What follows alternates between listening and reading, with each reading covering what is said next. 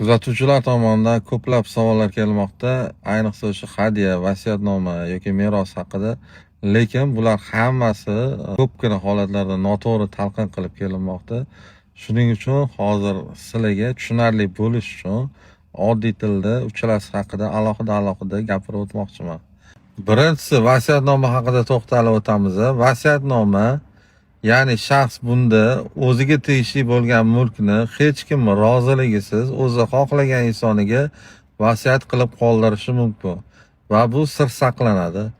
Qachonki shaxs vafot etgandan so'ng, ya'ni 6 oydan keyin vasiyatnoma oshkor etilishi mumkin.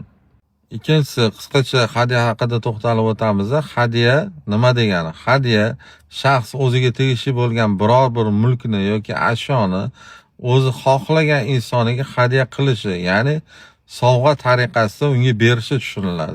Bunda shu narsani bilishimiz lozimki, berilgan hadya yoki sovg'a qaytarib olinmaydi va uni bekor qildirish ham mumkin emas. Uchinchisi, meros haqida to'xtalib o'tamiz. Meros nima degani? Meros bu shaxs vafot etganidan so'ng unga tegishli bo'lgan mulklar merosxo'rlar o'rtasida taqsimlanishi tushuniladi. Ya'ni shaxs vafot etgandan keyin 6 oydan so'ng meros ochiladi va notarial tartibda meros oluvchilarning ulushlari belgilanib, meros taqsimlanadi. Shu mavzular bo'yicha yana ham ko'proq ma'lumot olmoqchi bo'lsangiz, direktga yoki kommentariyaga yozib qoldirishingiz mumkin.